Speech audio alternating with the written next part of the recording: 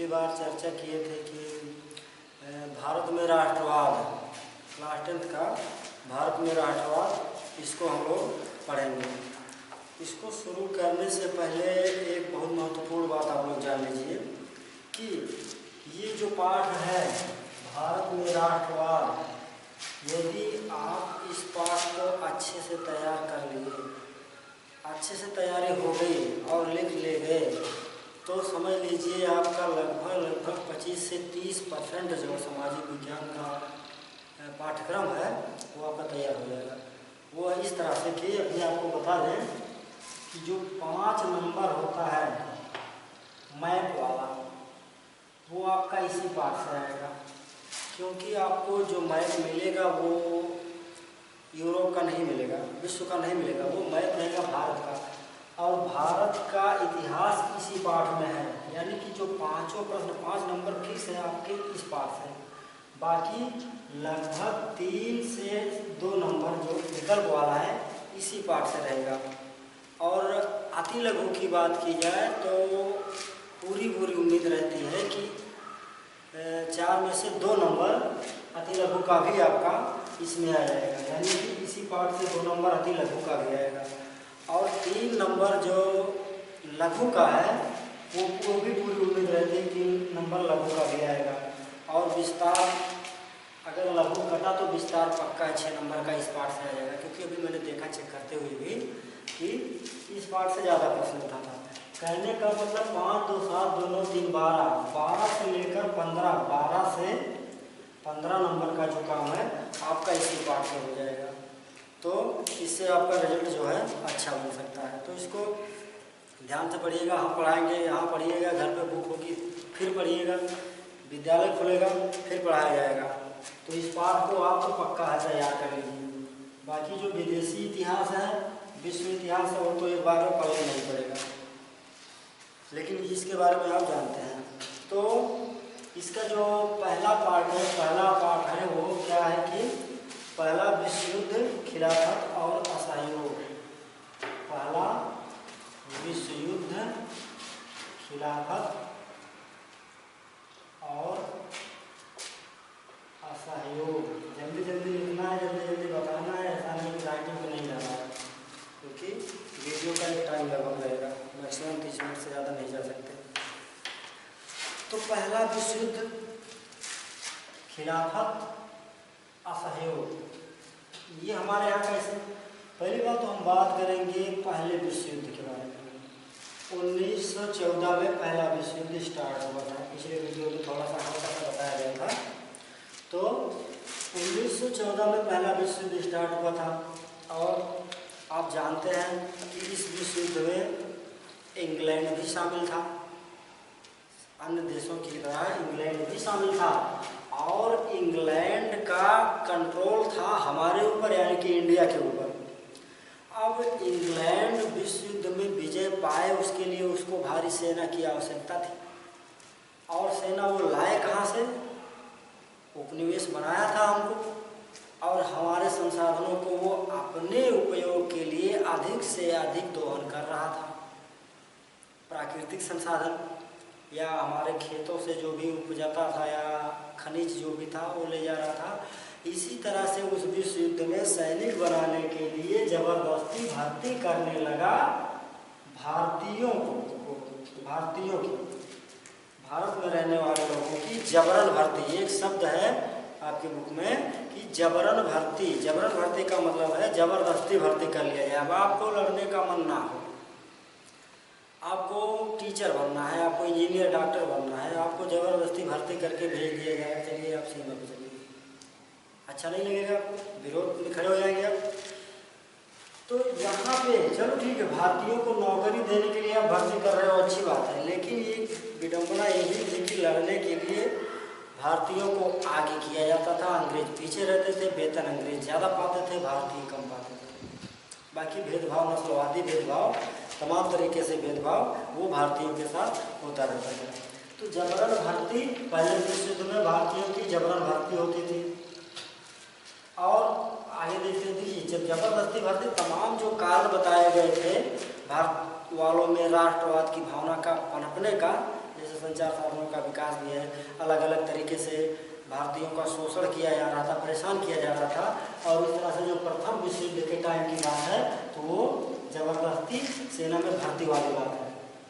तो इससे भी भारतीयों में खीज उत्पन्न हुई, नाराजगी उत्पन्न हुई।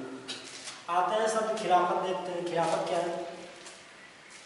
खिलाफत माने खिलाफ हो जाना, किसी चीज़ की खिलाफत करना, किसी चीज़ का विरोध करना, ये खिलाफत है।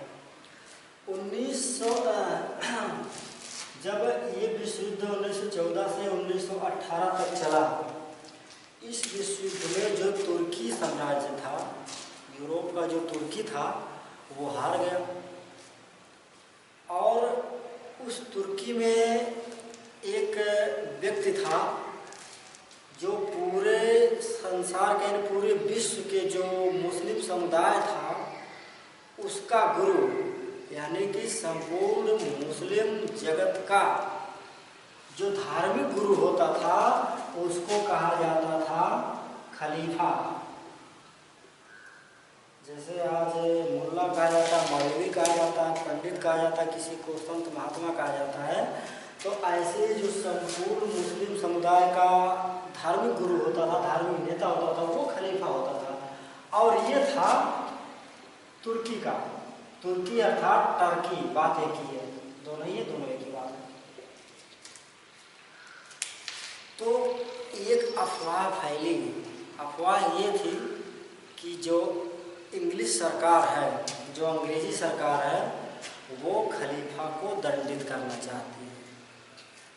यानी कि मुस्लिम जगत का जो धार्मिक गुरु था उसको दंडित करना चाहती है अंग्रेजी सरकार, और कुछ नियंत्रण लगाना चाहती है, परेशान करना चाहती है खलीफा को, तुर्की को। तो यदि ऐसा वहाँ हो रहा है तो उसके विरोध में यहाँ के जो मुसलमान हैं, इंडिया के जो मुसलमान हैं, वे एक हो गए विद्रोह करने के लिए, विरोध करने के लिए कि अंग्रेजों का हम विरोध करेंगे। क्यों? क्योंकि वहाँ खलीफा को परेशान किया जा रहा है, खलीफा को दंडित किया जाने वाला है, इसलिए हम अंग्रेजों का यहाँ पे बहिष्कार करेंगे, विरोध करेंगे। तो इस तरह से दो भाई थे, एक थे मोहम्मद अली और दूसरे भाई थे शौकत अली। शौकत अली, इन्हीं दोनों भाइयों के नेतृत्व में एक दल, एक प्रतिनिधिमंडल मिला गांधी जी से। और क्यों गांधी जी से मिला? क्योंकि गांधी जी उसी टाइम यानी कि 1915 में लौट कर आए थे इंडिया में। कहाँ से लौट कर आए थे? वे दक्षिण अफ्रीका से लौट कर आए थे। दक्षिण अफ्रीका क्यों गए थे? क्योंकि ये एक बैरिस्टर थे, अर्थात एक वकील थे, और किसी भारतीय व्यक्ति का मुकदमा वहाँ था, तो उसकी पैरवी करने के लिए दक्षिण अफ्रीका गए थे। तो 1915 ईस्वी में ये यहाँ आए थे। और अभी ध्यान दीजिएगा, अभी हम मोहम्मद अली, शौकत अली को यही रोक रहे हैं, थोड़ा गांधी जी के बारे में बता रहे हैं साइड से। तो 1915 में जब ये आए तो 1916 ईस्वी में एक व्यक्ति थे राजकुमार शुक्ल। कौन थे? राजकुमार शुक्ल उनका नाम था। ये रहने वाले थे बिहार के, बिहार के रहने वाले थे। तो इन्होंने गांधी जी को कहा कि श्रीमान जी आप आइए बिहार में, और यहाँ पे बिहार में एक कुप्रथा, एक सिस्टम जिसको कि कहा जाता है तिनकठिया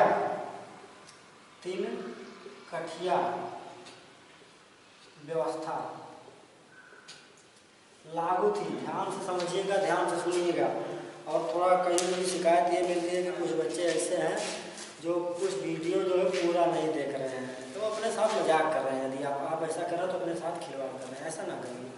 लॉकडाउन में पढ़े रहना, घर पे आराम से पढ़ते रहें। एक दिन आप पढ़ते रहेंगे, एक घंटे पढ़ते रहेंगे तो ढेर सारा हो जाएगा।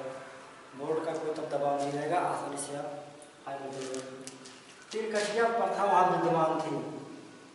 तीन कटिया प्रथा क्या है इसको भी बता रहे हैं। उससे पहले एक प्रश्न और निकल रहा है यहाँ से कि गांधी जी को राजकुमार शुक्ला ने क्यों बुलाया? गांधी जी 15 में यहाँ आए तो उन्हीं को काहे बुला लिया, किसी और को क्यों नहीं बुलाया? इसका जवाब ये है कि गांधी जी दक्षिण अफ्रीका में भी अपने सत्याग्रह का प्रयोग कर चुके थे। सत्याग्रह क्या है यहाँ लिख रहे हैं, देखिए सत्याग्रह, सत्याग्रह यानी कि सत्य के साथ आग्रह, सत्य के साथ आग्रह, किसी बात को मनवाना हो, अपनी बातें व्यक्त करना हो, कहना हो तो आप ईमानदारी सत्य के साथ कहिए। आप उस पर अडिग रहिए। गांधी जी का ये विचार था कि आप भले हमको परेशान कर रहे हो लेकिन हम आपको परेशान नहीं करेंगे। आप 4 बार 5 बार हमको परेशान करोगे, अगली बार आप हमारे भक्त बन जाओगे। ये गांधी जी का विचार था। तो इसका प्रयोग वे अफ्रीका में कर चुके थे। किसके खिलाफ कर चुके थे? कर चुके थे ठीक है, लेकिन किसके खिलाफ किए थे? तो वहाँ रंग भेद, नस्ल भेद की व्यवस्था विद्यमान थी। और कौन विद्यमान किया था? अभी पढ़ चुके हैं ना, रिंडरपेस्ट बीमारी लेकर गए थे अंग्रेज लोग, यूरोप वाले, दक्षिण अफ्रीका में भी तो उपनिवेश बना लिया था अंग्रेजों ने, यानी कि यूरोपियों ने दक्षिण अफ्रीका पर। तो वहाँ भी अफ्रीका में भी इन्हीं लोगों का शासन प्रशासन था।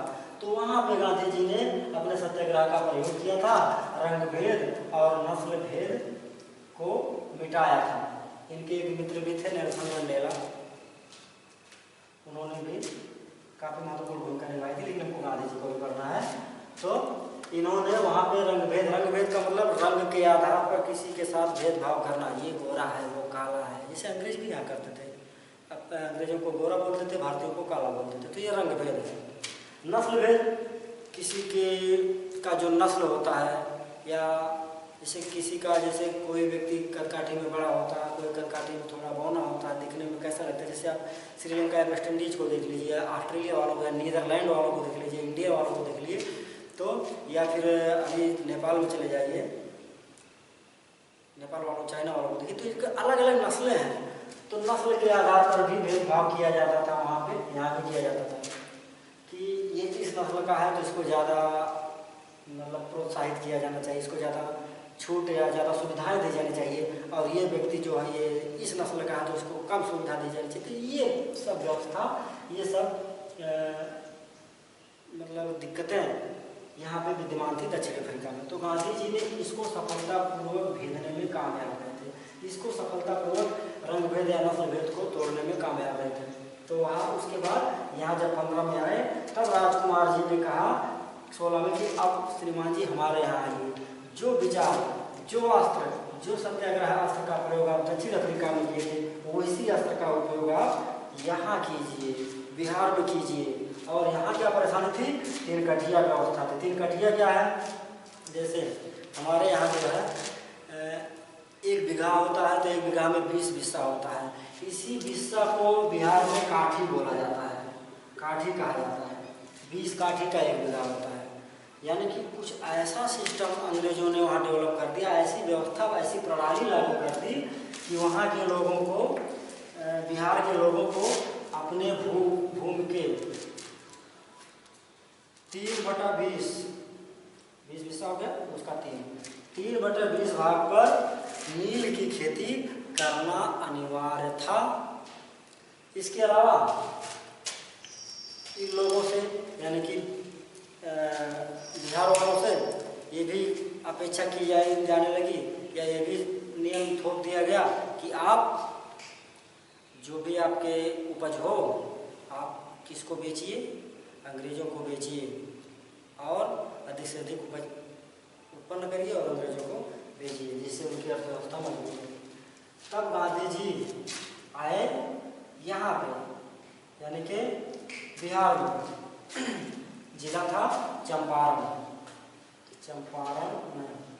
जिले में उन्होंने अपने सत्याग्रह का प्रयोग किया।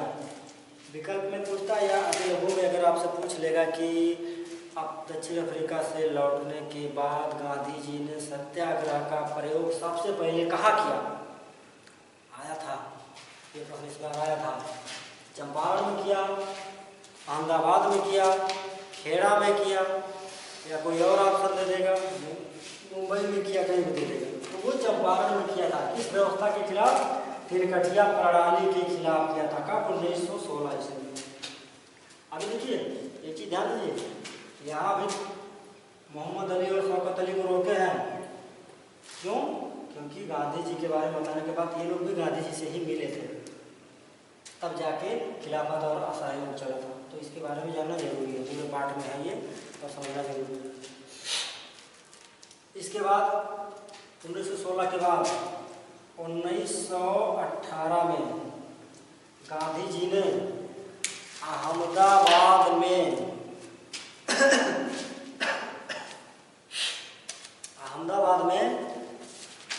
मिल मजदूरों का जो आंदोलन था, मिल मजदूरों का आंदोलन, ठीक,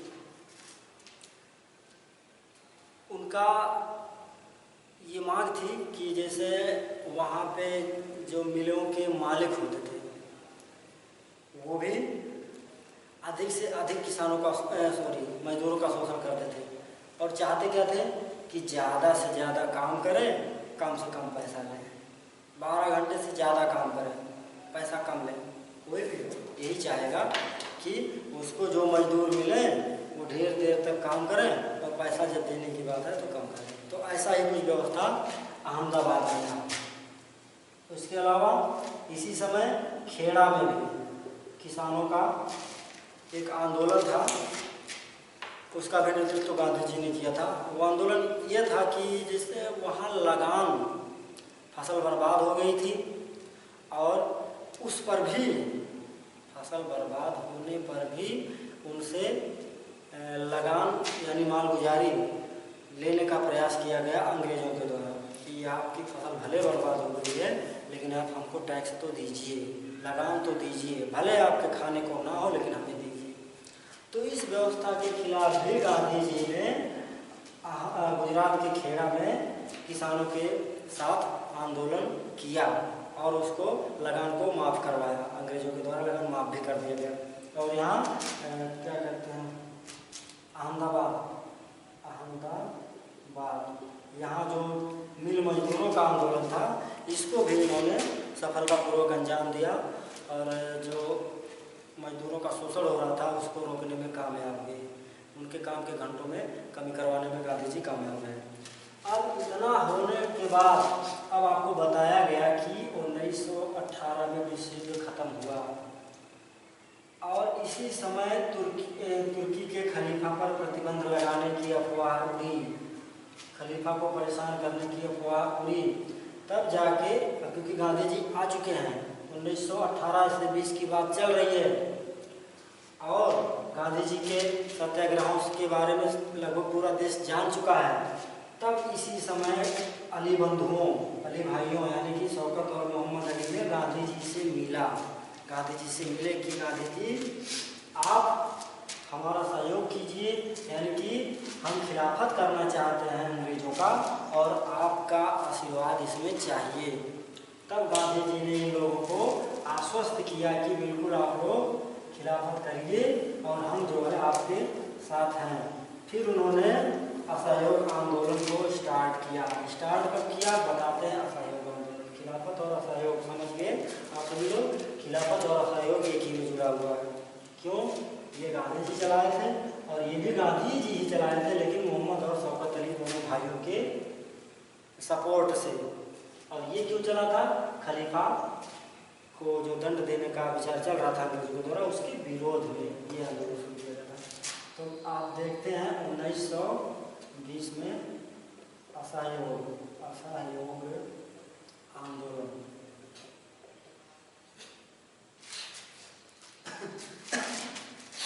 असहयोग यानी कि सहयोग ना करना, किसी भी चीज़ का असहयोग करना, सहयोग ना करना। जैसे टीचर पढ़ाता है, आप लोग असहयोग करते हैं, कोई बच्चे तो ऐसे चिल्लाते हैं, वहाँ पढ़ाते रहते हैं, पीछे बात करते रहते हैं, तो असहयोग होता है। तो आप लोग भी असहयोग कर देते हो कभी कभी। इसके अंतर्गत एक चीज और, एक हेडिंग छूट गया है, एक हेडिंग छूट गया बच्चों, अभी बताते हैं। 1920 से पहले 1919 भी आता है। 1919 से थोड़ा भी नीचे देखिए, इसी को भी लिखेंगे, ध्यान दीजिएगा। 1919 ईस्वी अंग्रेजों ने एक कानून बनाया था, एक नियम बनाया था, उसका नाम था रॉबर्ट एक्ट। रॉबर्ट एक्ट कब पारित हुआ था, या रॉबर्ट एक्ट का मतलब क्या था, अर्थ क्या था, इसे दे देगा, विकल्प में दे देगा या फिर अति लघु में दे देगा, तो आपको बताना है। रॉबर्ट एक्ट एक ऐसा कानून था जो भारतीयों को, जो राजनीतिक बंदी होते थे, उनको बिना मुकदमा चलाए 2 वर्ष तक बंद रखा जा सकता था। ये रॉबर्ट एक्ट था। आपको पूछना नहीं है, आपसे आपको कुछ बताना नहीं है, हमारी मर्जी, हम अंग्रेज हैं तो हम आपको पकड़ के बंद कर दें। ये इस एक्ट में था। ये एक्ट यही कहता था कि बिना मुकदमा चलाए किसी को भी अंदर कर दिया जाए, बंद कर दिया जाए। और भारतीयों ने इसको काला कानून कहा, काला कानून, क्योंकि ये बिना अपील वाला, बिना दलील वाला, यानी किसी के खिलाफ कोई आप अपील नहीं कर सकते, कोई दलील या कोई सबूत या कुछ भी नहीं कर सकते, बस बंद तो बंद। तो इस एक्ट के विरोध में जगह जगह पर विरोध होने शुरू हो गए, यानी कि प्रदर्शन होने शुरू हो गए। इसी तरह का एक प्रदर्शन 13 अप्रैल 1919 13 अप्रैल 1919 में दिन था बैसाखी वाला, बैसाखी का पर्व था। इंडिया के बता रहे हैं, ये यहाँ पंजाब के अमृतसर में, मैप में आपको बताना पड़ेगा, इस बार आया था ये प्रश्न, फिर आएगा, कंफर्म आएगा, क्योंकि इसी पार्ट से मैप निकलेगा, कहीं से नहीं निकलेगा। इतिहास का मैप इसी पार्ट से निकलेगा, तो घूम घूम ये प्रश्न दोहराएगा। 13 अप्रैल 1919 को बैसाखी के दिन पंजाब के अमृतसर में जलियांवाला बाग एक स्थान है, वहाँ पर एक सभा हो रही थी, मीटिंग हो रही थी किसानों के द्वारा। इस काले कानून पर चर्चा हो रही थी। और उसी दौरान, क्योंकि उस बाग में केवल एक गेट था इंटर करने का, जाने का, नाम याद है, जनरल डायर। उसको सूचना मिली कि इस जगह पे एक भीड़ है और वो कुछ प्रदर्शन करना चाहती है, कुछ बात विचार कर रही है। तो वो अपने सैनिकों के साथ उस दरवाजे पे खड़ा होकर गोलियां चलवाई और बहुत सारे भारतीय शहीद हुए उसमें। किंतु आगे चलकर ऊधम सिंह नाम के क्रांतिकारी ने जनरल डायर की हत्या इंग्लैंड में, लंदन में कर दी और उसका बदला ले लिया था जलियांवाला बाग हत्याकांड। तो यहाँ पे जलियांवाला बाग घटना हो गई, रॉबर्ट एक्ट हो गया और जबरदस्ती सैनिकों को भर्ती भी किया गया था। तमाम तरह की परेशानियों के बीच भारतीयों को रखा गया था। इसी बीच जब गांधी जी का उदय 1918 तक हो जाता है, तब भारतीयों के द्वारा ये अपेक्षा की जाने लगती है, भारतीयों द्वारा ये आशा की जाने लगती है कि गांधी जी आए और ऐसा आंदोलन चलाएं, लोगों में जागरूकता बढ़ाएं कि लोग खुद ही अंग्रेजों के खिलाफ हो जाएं और इनको देश से निकालें या फिर इनका विरोध करें। तब 1920 अब आता है असहयोग आंदोलन। हमने बताया सहयोग ना करना, अंग्रेजों के शासन प्रशासन प्रणाली में सहयोग ना करना, जो वो कर रहे हैं उसमें सहयोग ना करना। इसके अंतर्गत आप विद्यालय खोले हो, हम पढ़ने नहीं जाएंगे, हम टीचर हैं तो हम उसको पढ़ाने ही नहीं जाएंगे, हम वकील हैं तो वकील वकालत करने नहीं जा रहे थे। यानी कि हर तरह से विरोध किया गया और विदेशी वस्तुओं का बहिष्कार किया गया। बहिष्कार करने का मतलब उसको कोई महत्व न देना, उसको त्यागना, या विदेशी कपड़ों को जला देना, या कोई भी विदेशी वस्तु है उसको इस्तेमाल ना करना। जैसे कि हम लोग ये सोचते हैं कि चलो चाइना की बनी वस्तुएं हैं, इसका बहिष्कार करें, इसका प्रयोग ना करें।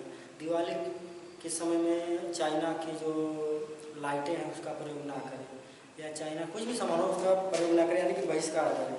तो इस तरह का आंदोलन इस तरह से शुरू किया गया, असहयोग शुरू कर किया गया भारतीयों के द्वारा।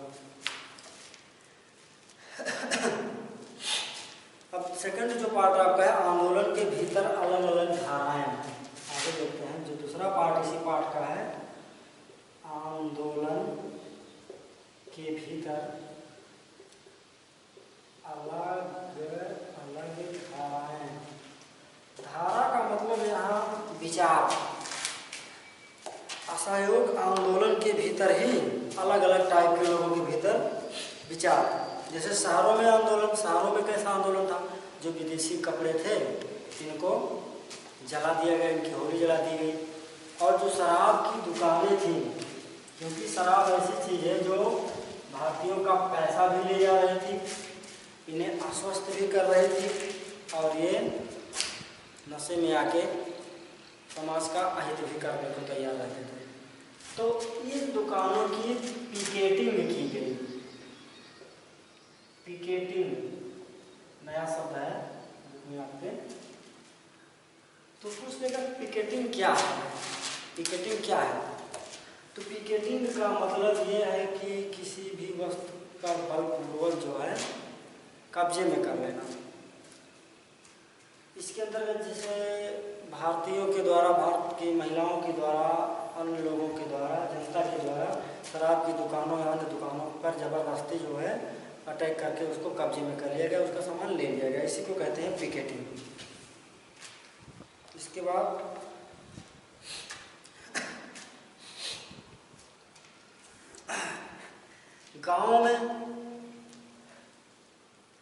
गांव के लोग क्यों विद्रोह में आ गए? क्योंकि इनसे अंग्रेजों से रिलेटेड जो जमींदार लोग होते थे, ये ग्राम वासियों से बलपूर्वक जैसे भी मन पड़ता था बेगार करवाते थे। बेगार का मतलब होता है कि बिना कोई मूल्य दिए हुए काम करवाना। काम हमारे यहाँ करिए, खाना अपने यहाँ जाके खाइए, ये बेगार था।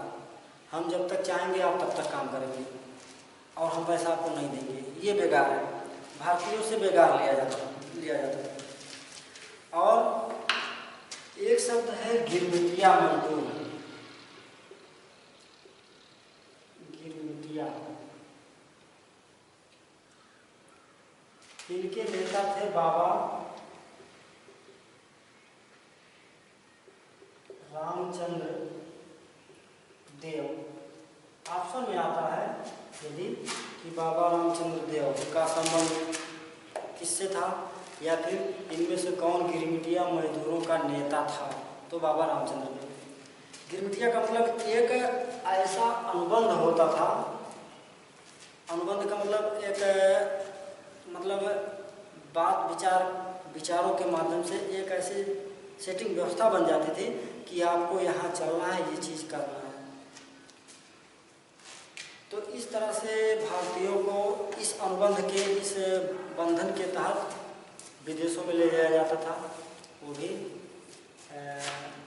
त्रिनिदाद है, टोबैगो है, यानी कि वेस्ट इंडीज़ की तरफ, अटलांटिक महासागर के उधर की तरफ, अमेरिका साइड में उधर ले जाया जाता था और वहाँ पे उनसे बेगार लिया जाता था।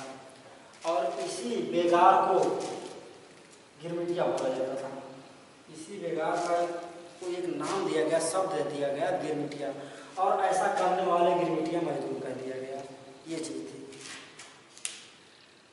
तो इस तरह से लोगों से बेगार लिया जाता था, टैक्स बलपूर्वक मनमाना लिया जाता था, अन्य तरीके से भी भारतीयों को, ग्राम वालों को परेशान किया जाता था।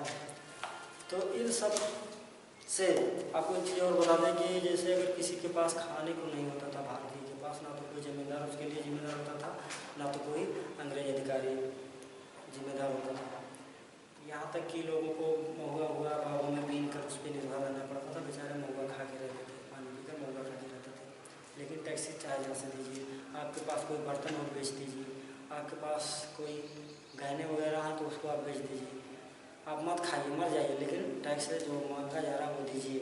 या फिर आप अपने खुद परिवार को लेकर, बच्चों को लेकर, अपनी बीवी को लेकर उनके यहाँ बेगार करिए, जमींदार साहब के यहाँ या फिर अंग्रेजों के द्वारा नियुक्त किए गए किसी व्यक्ति के यहाँ आप बेगार कीजिए और फिर जाइए खाना अपने यहाँ खाइए। तो इस तरह से लोगों में असंतोष की भावना जागृत हो गई और लोग अंग्रेजों के खिलाफ काम लड़ने के लिए तैयार हो गए। इसके बाद आगे देखते हैं। 1920 में बच्चों कहाँ गया, यहाँ असहयोग आंदोलन स्टार्ट हो गया, सहयोग करना बंद कर दिया लोगों ने। तब जाके 1922 एक डेट है आपके गोरखपुर में, यही बगल में नदी पार गोरखपुर में एक जगह है, मैप में आएगा समझ लेना, एक जगह है चौरी चौरा। चौरी चौरा क्या हुआ था चौरी चौरा में? यहाँ पे प्रदर्शन कर रही भीड़ पर, प्रदर्शन कर रहे भारतीयों पर अंग्रेजों ने लाठीचार्ज किया, लाठियों से मारा, गोलियां चलाई। इससे भीड़ उग्र हो गई और इसने पुलिस वालों के थाने में पहुंचकर आग लगा दी, जिससे कई पुलिस वाले जलकर मर गए। तो इससे कहाँ गए गांधी जी? गांधी जी को दुख तो होगा ही होगा। गांधी जी को दुख हुआ कि भाई ये तो हमने असहयोग करने को कहा था, ईमानदारी के साथ, सत्य के साथ, आग्रह के साथ हमने कहा था विरोध करने को, लेकिन हमारे भारतीय जो है वो उग्र हो जा रहे हैं, हिंसा पर उतर आ रहे हैं। इसलिए इन्होंने कहा मुझे दुख है और मैं अब इस आंदोलन को, असहयोग आंदोलन को बंद कर रहा हूँ। तो इन्होंने आंदोलन को बंद कर दिया। फिर आता है सविनय अवज्ञा की ओर, जो आपका इसमें थर्ड पार्ट है बच्चों, सविनय अवज्ञा की ओर। इसको हम अगले वीडियो में आपको बताएंगे, अच्छे से आप इसको समझिएगा। जो तीसरा पार्ट है सविनय अवज्ञा की ओर, 1930 था। इसके बारे में हम अगले वीडियो में बताएंगे, क्योंकि वीडियो ज़्यादा लंबा हो जाएगा तो आप नींद में आ जाएंगे और पढ़ने लग जाएंगे। तो पढ़ते रहिए, लेकिन ध्यान दीजिएगा इसको अच्छे से, जितना संभव हो सके। अगर विश्व इतिहास नहीं समझ में आता, लेकिन इस पार्ट को आप कभी मत छोड़िएगा, तो आपको पूरा कवर हो जाएगा, तैयार हो जाएगा। तो इसके साथ वीडियो इसका एंड होता है। थैंक यू, अगले वीडियो में फिर मिलेंगे।